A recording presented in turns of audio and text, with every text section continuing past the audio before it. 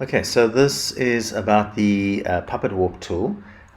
So you will have done the active learning already, and you'll know more or less how to use it. So this is just a practice exercise that I want you to follow along with, to use it in a kind of a composition type of setting. So this image you will have. So if you open it up, we need to make a selection of the Statue of Liberty first. So object selection tool. Let's just see if that'll do a good job. Okay, not bad. Let's go to select and mask. Let's zoom in a bit and let's see what our selection is like. So I'm just going to change this to onion skin, and then just take the transparency down a bit so that I can actually see if I'm missing out on anything here. So yes, I am. So I'm going to go to the refine edge brush and refine edge and square brackets to make the brush a bit smaller, and I'm just going to paint over these areas here just to improve the selection a bit, and hold down Alt if it's gone a bit too far. Okay, and adjust my brush size as I need to. Okay, I think that's all good. It doesn't have to be absolutely perfect, just close enough. Okay, all right, I'm happy with that. So let's just go back up to 100 and press go to output to new layer with layer mask, and okay. So now we have Liberty in her own layer, and we have the background still preserved. Now the problem is, if I move her, so if I take this layer and I take my move tool and I move her, the original is still there. So I need to heal over that area. So I'm going to load this layer mask as a selection by holding down Command or Control, clicking on it to load it as a selection. I'm going to hide that top layer, go to the original layer, and let's just expand this selection. So select, modify, expand, and I'll expand it by 25 pixels. Okay, so it goes all the way around, and then let's see if we can get rid of her using Content Aware Fill. So edit, Content Aware Fill, and I'm actually pretty happy with that. I mean, it's not perfect, but it's good enough. So okay, and so deselect. So now we have the original, this layer with the Content Aware Fill pixels. I'm going to merge those together. So select the background, copy, and press Command or Control E. That will merge it down to the layer below. So now we have our clouds on one layer and our Liberty on another layer. Now the problem with Liberty is that she's masked, and if you're using the Puppet Warp tool, it's not really going to work with layer masks. You need to rasterize your mask completely so that you can warp the pixels properly. So what we're going to do is right click on that layer, and we're going to go to Convert to Smart Object, and then right click on it again and choose Rasterize Layer. So now we just have a pixel layer, and I'm just going to call it Liberty. So now we can start working with the Puppet Warp tool because we've lifted her into her own layer. So with that selected, I'm going to go to Edit, Puppet Warp, and you'll see it puts this mesh around her. I'm going to expand the mesh by a few pixels just to make sure I'm not missing any. So I'll put it at 4.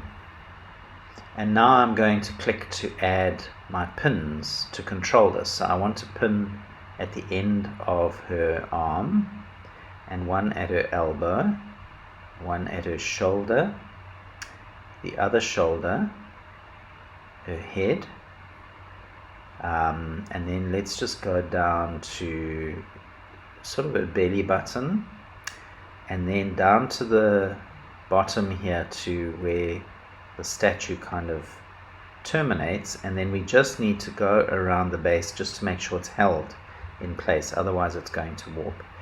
Okay, so now we've got the basics of what we want.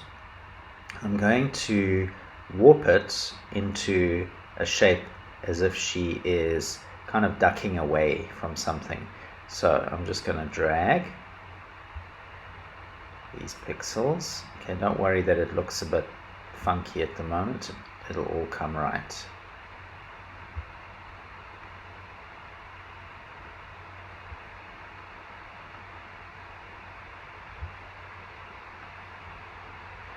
Okay, so let's get this.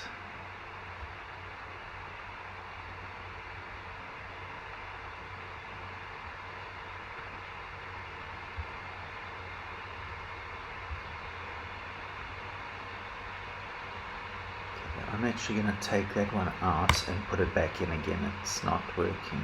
Okay, so select and delete. And the same with this one. Okay, that is better. Okay, so now I'm going to put another pin in. And I'm just going to take one at the end and just kind of bend that over. Okay, so she's kind of ducking away. And the Puppet Warp tool is a destructive tool. In other words, it permanently changes the pixels. There's no way to go back and change it afterwards once you've saved it. So I'm just going to press OK or Enter, and that's now accepted. So what I want it to do is to look like she's kind of ducked out the way quickly. So I want a bit of a motion blur. So I'm going to take the lasso tool and I'm just going to select her arm and just some of the top of her where she's going to actually be moving the most, and I'm going to lift that into its own layer. So Command or Control J. So let me just show you what I've done. I've taken that little bit there and I'm just going to call this blur, and I'll put that below her. And now I'm going to apply, you're going to learn about filters in one of the other learning units, but we're just going to kind of use it now so you get an idea. So I'm going to go to Filter, Blur Gallery, Path Blur. And here I can actually create a blur along a certain path. So I'm going to make a path that kind of curves a little bit like that. I'm going to increase the speed and choose Rear Sync Flash. So it kind of doesn't go ahead, it only goes behind. So now you can see there's kind of a speed blur there, like she's swishing out the way quickly. I'll press OK. And now I'm going to merge the Liberty and the blur layers together. So Command or Control E. Alright, so now we have our Liberty done. We can go to this UFO picture, which you will also have. Do a select object.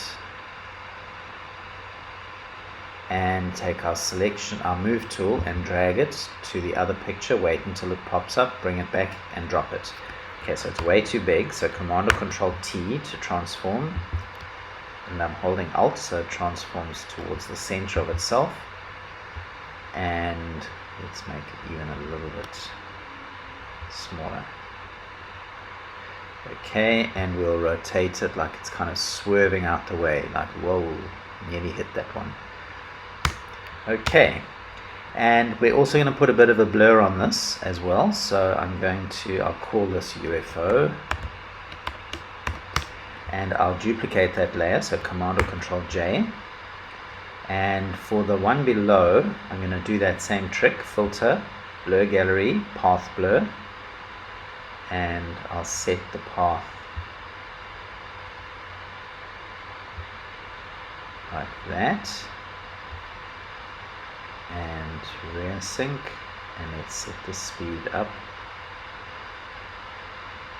Okay, and then for the actual UFO, I'm going to try a little bit of a blur, but not too much, because I want it to be still visible. So from there to there.